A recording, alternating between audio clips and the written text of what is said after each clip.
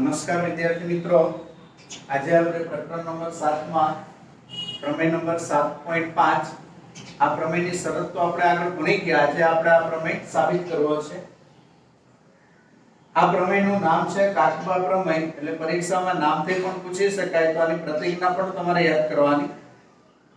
આની પ્રતિજ્ઞા છે કે બે કાટકોણ ત્રિકોણમાં એક ત્રિકોણનો કર્ણ અને એક બાજુ બીજા ત્રિકોણના કર્ણ અને અનુરૂપ બાજુને સમાન હોય તો તે બે ત્રિકોણો એકરૂપ ત્રિકોણ થાય. હવે વર્ણન ઉપરથી પક્ષ લખીએ કે બે કાટકોણ ત્રિકોણમાં એમ કીધું છે તો આપણે લખીએ ત્રિકોણ ABC અને ત્રિકોણ PQR માં ખૂણો B અને ખૂણો Q બંને ખૂણા કાટખૂણા છે. એક ત્રિકોણનો કર્ણ, પહેલા ત્રિકોણનો કર્ણ AC થાય, ખૂણો B કાટખૂણો, કાટખૂણાની સામેની બાજુ કર્ણ. તો બીજા ત્રિકોણના કર્ણને સમાન થાય, એટલે બીજા ત્રિકોણમાં કર્ણ છે PR, તો AC PR ને સમાન થાય. તેમજ એક બાજુમાં આપણે BC બાજુ લઈએ તો બીજા ત્રિકોણની અનુરૂપ બાજુ QR થાય. આટલી વસ્તુ સમાન આપી છે. સાધ્ય તો તે બે ત્રિકોણો એકરૂપ થાય. તે બે ત્રિકોણો એટલે કયા? ABC ત્રિકોણ અને PQR ત્રિકોણ. આ બંને ત્રિકોણો એકરૂપ ત્રિકોણ થાય. વચ્ચે એકરૂપની નિશાની. સાબિતી. હવે સાબિતીની અંદર આપણે આ PQ ને લંબાવીએ. ક્યાં સુધી લંબાવીએ?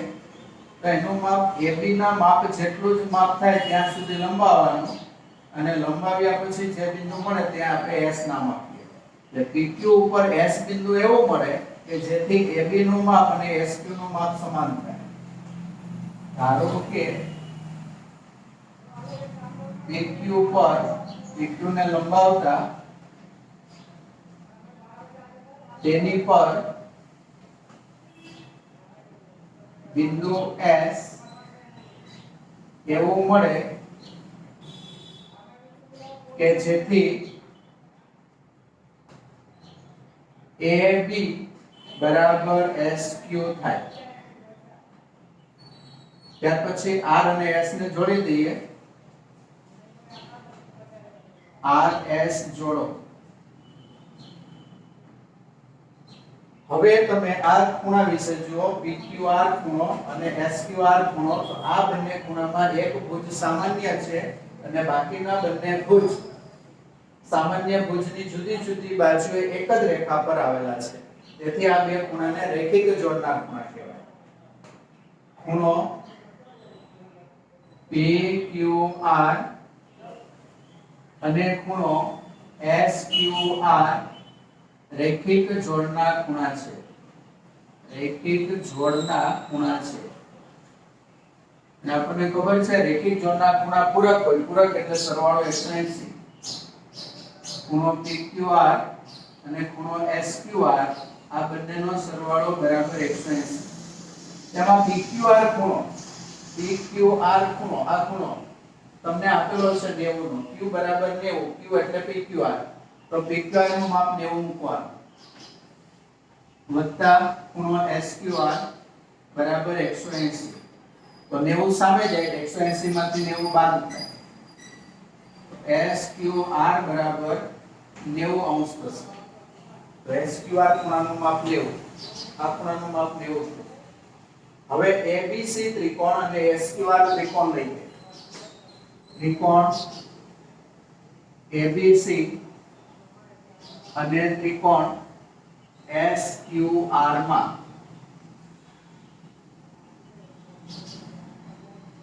તો આ બે ત્રિકોણની અંદર તમે જુઓ AB અને SQ ના માપ સમાન છે. AB બરાબર SQ એવું આપણે અહીંયા ધારણા કરેલી છે. ધારો કે કર્યું AB અને SQ સમાન. તો આ વિધાન છે ધારણા પરથી આપણે લીધું.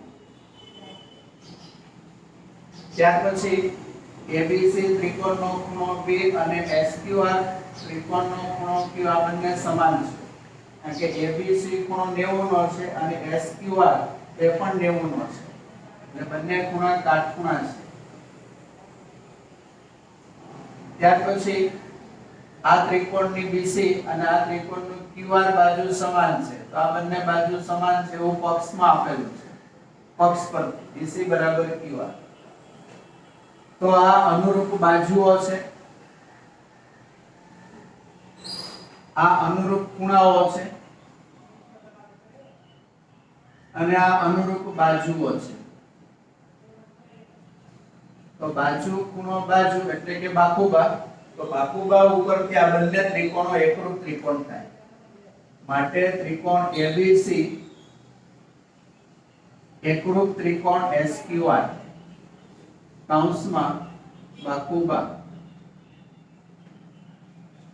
તો બે ત્રિકોણો એકરૂપ હોય તો CPCP નિયમ અનુસાર બંનેના અનુરૂપ અંગો સમાન થાય આની અંદર AC લો તો આમાં SR બંને એકબીજાને સમાન થશે તેમજ આમાં ખૂણો A લો આની અંદર ખૂણો S આ બંને ખૂણા સમાન થશે કૌંસમાં CPCP પરિણામ નંબર 1 આપ્યા પણ AC બરાબર તો PR છે એવું પક્ષમાં કીધું છે AC બરાબર PR કર્ણો AC બરાબર કર્ણો PR તો AC બરાબર તો PR છે તો આ બંને AC ને સમાન છે માટે આ બંને પણ એકબીજાને સમાન થાય માટે SR બરાબર PR આમ SR અને PR માટે જો SR એટલે આ અને PR એટલે આ આખો ત્રિકોણ લઈએ RPS ત્રિકોણ RPS માં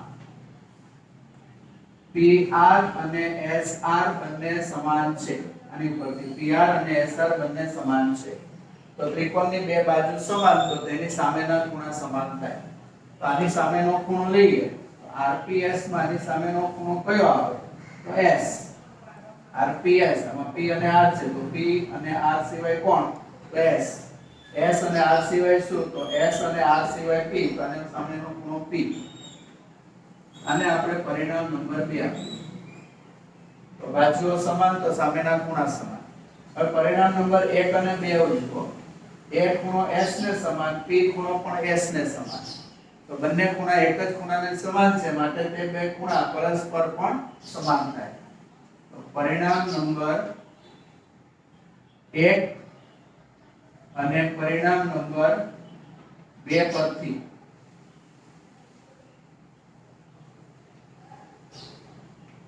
ખૂણો A બરાબર ખૂણો P અને આપણે પરિણામ નંબર 3 હવે આપણે જે બે ત્રિકોણ સાબિત કરવાના છે તે બે ત્રિકોણ લઈએ સીધા ત્રિકોણ ABC અને ત્રિકોણ PQR આ બે ત્રિકોણની અંદર ખૂણો A અને ખૂણો P બંને ખૂણા સમાન છે આ પરિણામ નંબર 3 માં સાબિત કર્યું પછી ખૂણો P અને ખૂણો Q સમાન છે એવું આપણને પક્ષમાં આપેલું છે પક્ષ ઉપરથી ખૂણો B અને ખૂણો Q સમાન છે પછી BC લઈએ તો BC અને QR આ બંને પણ સમાન છે એવું પક્ષમાં કીધું છે પક્ષ પરથી BC અને QR સમાન છે તો આ બંને અનુરૂપ ખૂણાઓ છે જે સમાન છે આ બંને પણ અનુરૂપ ખૂણાઓ છે જે બંને સમાન છે આ બંને અનુરૂપ બાજુઓ છે તો એ પણ બંને સમાન છે તો ખૂણો ખૂણો બાજુ ખૂબ જ સરળ ઉપરથી આ બે ત્રિકોણ એકરૂપ થાય માટે ત્રિકોણ ABC એકરૂપ ત્રિકોણ PQR કૌંસમાં ખૂબા તો આવી રીતે બંને ત્રિકોણ એકરૂપ છે એમ સાબિત કરી શકાય છે એક ત્રિકોણનો કાટખૂણો કર્ણ અને બાજુ બીજા ત્રિકોણના અનુરૂપ અંગોને સમાન હોય તો તે બે ત્રિકોણો એકરૂપ ત્રિકોણ થાય બરાબર ચાલો આપણે હવે એક ત્રિવિધ વિકલ્પનો નિયમ જોઈએ ત્રિવિધ વિકલ્પનો નિયમ જો a b belongs to r એટલે કે a અને b વાસ્તવિક સંખ્યાઓ હોય તો number 1 a equal to b થાય અથવા a less than b થાય અથવા a greater than b થાય આ ત્રણ વિકલ્પમાંથી એક અને માત્ર એક જ વિકલ્પ સત્ય છે તેથી આ નિયમને ત્રિવિધ વિકલ્પનો નિયમ કહે છે ત્રિવિધ વિકલ્પનો નિયમ કહે છે યાદ રાખો બે વાસ્તવિક સંખ્યાઓ હોય અજ્ઞાત હોય એમના વિશે કોઈ માહિતી હોય નહીં તો તે બે વાસ્તવિક સંખ્યા કાં તો સમાન હોય કાં તો સમાન ન હોય જો સમાન ન હોય તો પહેલી વાસ્તવિક સંખ્યા બીજી વાસ્તવિક સંખ્યા કરતા નાની હોય અથવા પહેલી વાસ્તવિક સંખ્યા બીજી વાસ્તવિક સંખ્યા કરતા મોટી હોય એટલે કે આ ત્રણ વિકલ્પ શક્ય બને હવે આ ત્રણમાંથી કોઈ પણ એક જ વિકલ્પ સત્ય હોય બરાબર બે કાગળની અંદર જુદી જુદી સંખ્યા લખીને કાગળ બંધ કરી દીધેલો છે મિત્રએ અને આપણને પૂછે છે કે આ બેની અંદર કઈ સંખ્યાઓ છે મને જણાવો તો આપણે એમને કહી છે કે આ તો બે કાગળની સંખ્યાઓ સરખી હોય કાં તો પહેલા કાગળની સંખ્યા બીજા કાગળની સંખ્યા કરતા નાની હોય કાં પહેલા કાગળની સંખ્યા બીજા કાગળની સંખ્યા કરતા મોટી હોય પણ કાગળ ખોલીને બતાવે તો આની ઉપરથી કોઈ પણ એક જ વિધાન લાગુ પડે કાં તો બે સરખા આવે કાં તો પહેલી બીજા કરતા નાના આવે કાં પહેલી સંખ્યા બીજી સંખ્યા કરતા મોટી આવે તો એને ત્રિવિધ વિકલ્પનો નિયમ કહેવામાં આવે છે તો પ્રમેય નંબર 7.6 જો ત્રિકોણની બે બાજુઓ અસમાન હોય તો મોટી બાજુની સામેનો ખૂણો મોટો હોય છે જો આ AB બાજુ છે અને આ AC બાજુ છે તો AC બાજુ મોટી છે તેની સામેનો ખૂણો બી મોટો ખૂણો થાય AB બાજુ નાની છે તો એની સામેનો ખૂણો નાનો ખૂણો થાય તો બે બાજુઓ છે AB અને AC તો AC is greater than AB છે તેથી AB ની સામેનો ખૂણો B છે AB ની સામેના ખૂણા C કરતા મોટો થાય એટલે કે ખૂણો B greater than ખૂણો C થાય તો આપણે પહેલા ધારી લઈએ કે AC મોટી બાજુ છે મોટી બાજુ પર કોઈ બિંદુ D આપણને એવું મળે કે જેથી AB અને AC બંનેના માપ સમાન થાય તો AB અને AC બંનેના માપ સમાન થાય તેવું કોઈ બિંદુ આપણને D મળે છે ધારો કે AC પર કોઈ બિંદુ D એવું મળે કે જેથી AB બરાબર AD થાય પછી B અને D જોડી દેવાના B અને D જોડી દો તો ઉપરનો એક ત્રિકોણ બને જે ત્રિકોણની અંદર AB અને AD બંનેના માપ સમાન થાય તો AB અને AD બંનેના માપ સમાન છે તો ત્રિકોણની બે બાજુઓ સમાન હોય તો સામેના ખૂણા સમાન થાય સમાન બાજુની સામેના ખૂણા સમાન હોય છે તો આની સામેનો ખૂણો કયો તો આ ત્રણ બિંદુમાં D નથી તો D એની સામેનો ખૂણો કહેવાય આમાં B નથી તો B એની સામેનો ખૂણો કહેવાય બરાબર D ખૂણો એટલે ADB ખૂણો અને B ખૂણો એટલે કે ABD તો આ બંને ખૂણા સમાન પરિણામ નંબર 1 આપ્યું હવે તમે જુઓ આ ત્રિકોણ નીચેનો ત્રિકોણ છે એના માટે આ ખૂણો બહિષ્કોણ કહેવાય અને આ બેના અંતઃસમૂહ કોણ કહેવાય એટલે ADB છે એ ત્રિકોણ DBC નો બહિષ્કોણ છે અને DBC અને DCB આ બંને ખૂણા તેના અંતઃસમૂહ કોણો છે અને આપણને ખબર બહિષ્કોણનું માપ અંતઃસમૂહ કોણના માપ કરતા મોટું હોય તો આ બહિષ્કોણનું માપ છે અને આ બેમાંથી કોઈ બી એક અંતર સમૂહ કોણ લઈએ તો આપણે ડીસીબી ખૂણો લઈએ. આ અંતર સમૂહ કોણ છે. હવે એડીબી એટલે શું? તો એડીબી અને એબીડી બંને સમાન છે તો આની જગ્યાએ એબીડી લખીએ પરિણામ નંબર 1 ઉપર. આ પદ એમને રહેવા દઈએ. હવે એબીડી ની અંદર આ ખૂણો મોટો છે, એની અંદર ફરીથી કંઈ પણ ઉમેરીએ તો એના કરતા મોટું જ રહેવાનું છે, કારણ કે આમાં કંઈ નથી ઉમેરતા. મોટામાં કંઈ પણ ઉમેરીએ તો એ હંમેશા મોટું જ રહેશે. તો એબીડી મોટો ખૂણો છે, એની અંદર ડીબીસી ઉમેર. આ એબીડી એટલે આ ખૂણો છે, એમાં આપણે ડીબીસી ઉમેરીએ તો એ બેનો સરવાળો ડીસીબી કરતા મોટો જ થાય. હવે તમે એબીડી અને ડીબીસી જુઓ તો આ બંને આસન કોણ થાય. તો આસન કોણમાં જે સામાન્ય ભુજ હોય કાઢી નાખો તો એબીસી ખૂણો આવે. તો એબીસી ખૂણો આ બેનો સરવાળો એટલે એબીસી ખૂણો કહેવાય. અને ડીસીબી છે, ડીસીબી તમે એને એસીબી પણ લખી શકો. એટલે આ ખૂણો એસીબી છે, બરાબર? ખૂણો એસીબી.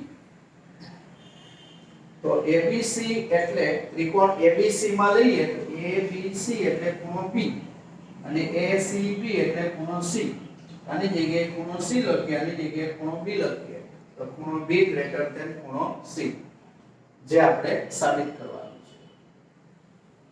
ત્યાર પછી પ્રમેય નંબર 7.7 ત્રિકોણમાં સૌથી મોટા ખૂણાની સામેની બાજુ સૌથી મોટી હોય છે એવું સાબિત કરવું છે. ત્રિકોણ છે એબીસી ત્રિકોણ, માનો કે આ બી ખૂણો સૌથી મોટો ખૂણો છે, એ કરતા પણ મોટો છે, સી કરતા પણ મોટો છે. ત્રિકોણ એબીસી માં ખૂણો બી સૌથી મોટો ખૂણો છે.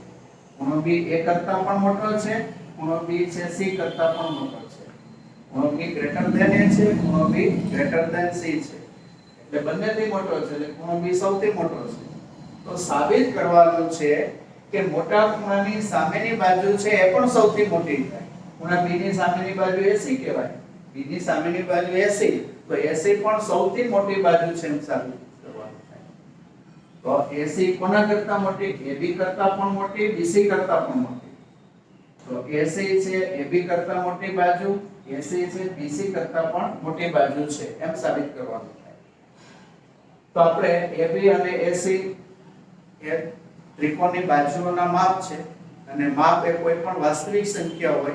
અને આપણે હમણાં ત્રિવિધ વિકલ્પનો નિયમ શીખ્યા, એની અંદર આપણે એવું કીધું હતું કે બે વાસ્તવિક સંખ્યાઓ હોય તેમની વચ્ચે ત્રણ વિકલ્પ છે. કે આ બંને સંખ્યાઓ સરખી હોય, કે પહેલી સંખ્યા બીજી સંખ્યા કરતા નાની હોય, કે પહેલી સંખ્યા બીજી સંખ્યા કરતા મોટી હોય. ત્રણ વિકલ્પમાંથી એક અને માત્ર એક જ વિકલ્પ સત્ય હોય છે. તો અહીંયા AB અને AC એ બંને પણ માપ છે. તો AC અને AB બંનેના માપ તો સમાન હોય. કે AC નું માપ AB કરતા નાનું હોય, કે AC નું માપ AB કરતા મોટું હોય. ત્રણમાંથી કોઈ પણ એક જ વિકલ્પ સત્ય છે. ધારો કે પહેલો વિકલ્પ લઈએ, AC અને AB આ બેવના માપ સમાન છે. તો આપણે આગળ પ્રમેય ભણી ગયા, બે બાજુઓ સમાન હોય તો તેની સામેના ખૂણા સમાન થાય.